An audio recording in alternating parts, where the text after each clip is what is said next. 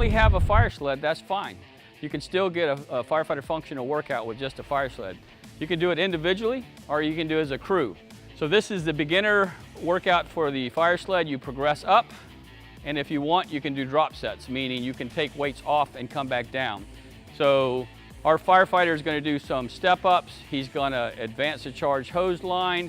He's going to do some ceiling breach, and then he's going to drag it back. You can make it harder by simply putting the ceiling breaches at the end of the scenario instead of in the middle of the scenario.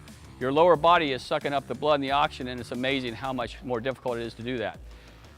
We start with nothing on the fire sled, then we progress up until the individual cannot go up any higher. This is when you can get a workout at the station with one piece of equipment in 5 or 10 minutes, and it'll wear you out because it does what we do on the fire scene. It's hard work. All right, are we ready? All right, sir, get some step-ups going. Get about 10 or 20 step-ups. Whenever you feel warmed up, that's when we're going to let you rip it through. All right, let's advance the charge hose line using good form. Alignment before movement, knees and toes. Bend, don't twist. Good. All right. We're going to hang it up and we're going to get some ceiling breach. Good form. Definitely want those shoulders to be soft. Try to use your upper body instead of your legs. So just like breaching the ceiling, we're pushing through the tile, grabbing it, and pulling it down to the ground in front of us. All right, now we're going to do what's extremely important, dragging a victim out of a building, staying as low as possible. Usually 50 to 60 feet is enough room to do this. You can do it inside or outside. The slicker the surface, the easier it is. You make it harder by going outside, or you can make it harder by just adding a plate.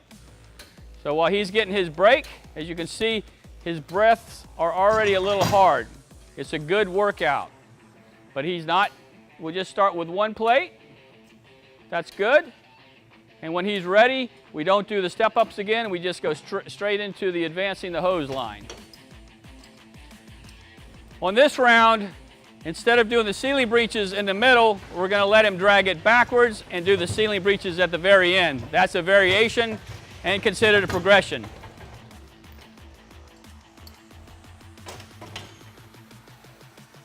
Hip hinge, no rounding the back, low form. He probably can feel his hamstrings, his calves, and even his quads working at this point.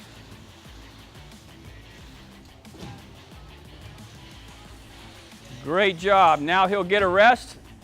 He'll get his ceiling breaches in.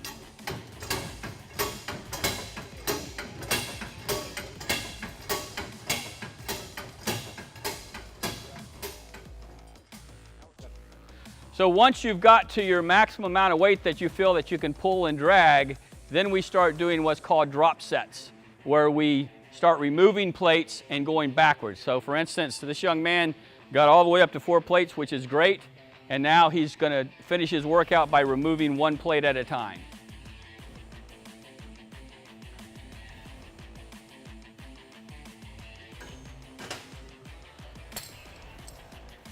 So same thing. Keeping good form. The more weight you have, of course, the harder it's going to be. But he's doing awesome.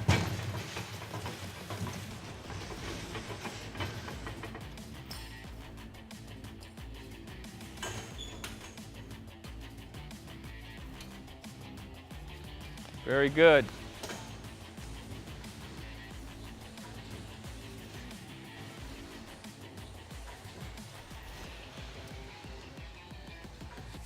All right, so you get the idea. You go up to as many places as you need to, as you want to, as you feel. Then when you're ready to stop, you go backwards, drop sets until you're done. That should give you a great workout in 5 to 10 minutes at the most. You've heard of HIIT, high intensity interval training. We call this FIT, Firesled Intense Interval Training.